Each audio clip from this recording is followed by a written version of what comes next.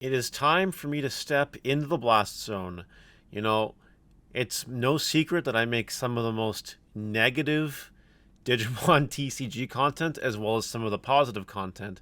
But it's time to make another video that's going to get me written into the Bandai Digimon Black Book, the Do Not Touch Zone. I don't have a choice, to be honest, because I do not live in the United States. For anyone that's been following the Digimon card game since its inception into North America and anywhere outside of Japan, you'll notice that out of all of the countries that participate in the TCG besides Japan, there is one country in particular where the players get treated like royalty, like kings, queens, princes, and princesses, where everyone else is treated like slaves being destroyed, pushed into the dirt, getting dragged around, and having to really work for anything, and sometimes not even being able to achieve anything monumental at all. And that country is the United States, the great US of A. Now, it's no secret to anyone that the United States has some really cool things going on, like Dunkin' Donuts. Yeah, but they also have the most support for Digimon card game activities besides Japan. So much so that it creates quite an inequality for literally everyone else. Now, what real-world example do I have to bring up and discuss this with? Well, Bandai did announce Digimon Showdown Season 2, and guess what country is the only country allowed to participate? Guess what country gets graced by Bandai's hand of gold, silver, and whatever else? The United States. So we're going to talk about this in today's video.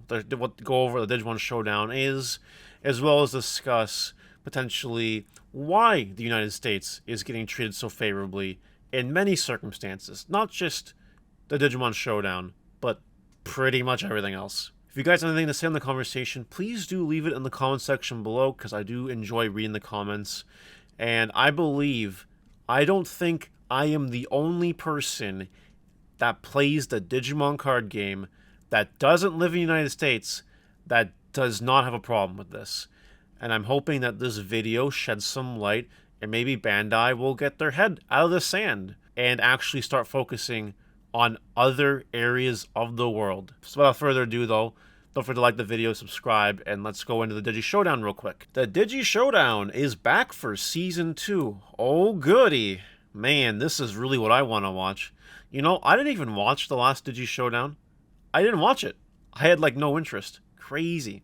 Like last time, the same amount of prize money is on the line this time around. Challenge powerful opponents for glory and prize money. This event is limited to players in the United States of America, because fuck the rest of us, right? I'm not going to really go into the details about it from this point on. Basically, a bunch of people play, they fight for money, herp derp, someone gets crowned the Digi-Showdown champion, gets a nice little title. I think it's Louis the Panda that holds that title right now. I could be wrong. If I'm wrong, let me know in the comments, because I don't care. But yeah, just so you know, we can apply, but we can't apply because we live in Canada, or maybe someone else that lives in UK or Australia. They can't apply either. The reason I am so disincentivized to care about this is because I can't participate. If I wanted to step my foot into the dome, if I wanted to grab my deck and throw my skills in my opponent's face and blast them with my prowess, I can't even get that opportunity because I am not a member of the United States and Canada. What did I just say? The United States and Canada? What? I'm not a member of the United States of America. So I am immediately disqualified from even trying, which is total bullshit for anyone in Canada or anywhere else that is not the United States of America. It's not just this where the United States gets preferred. The United States has had plenty of regionals, a few in-person Ultimate Cups, Grand Prix. What has Canada had? Go on, I'll wait. I'll wait. They've had one IRL regional. One. And other areas in the world have also had very limited access to IRL tournaments. I don't know the specific details because I don't live there, but I do know that it is shit picking for IRL tournaments. As a neutral outsider looking into the situation, one could argue that it is cheaper to run things in the States. And based on other laws, gambling laws and whatever, that's possibly the reason why the Digi-Showdown is only happening in the United States. But to that note, why not make one for Canada? Why not make one for another region in the world? Why is it only the United States? If it's like a gambling law issue, dispersing funds across different countries, why can't they just do one for each country? You know what I mean? You know where I'm getting at? Maybe the reason why there are so many tournaments in the States is because they have so many Bandai, like, real TOs that have experience doing big tournaments. And that could be causing a lot of that as well. But again, if you're not living in the United States and you don't have a passport, let's say, you're kind of just screwed. You're stuck either doing online events, or you get to go to the one Anime North Regional, which was in Toronto. And I know that there's a very strong base of players that lives in British Columbia. You know, Chungman, Kevin. And Toronto and British Columbia couldn't be farther apart. And what, they're going to go on a plane and back just to go to a tournament in Toronto, or regional? I don't think that's reasonable. If I want one thing to come out of this video, I just want the light to be shed on the injustice that other countries are facing by Bandai that are not part of the United States. Because I cannot be the only person that has issue with this. I simply cannot be. I know I'm not, because other people have complained about this. Not particularly to me, but online.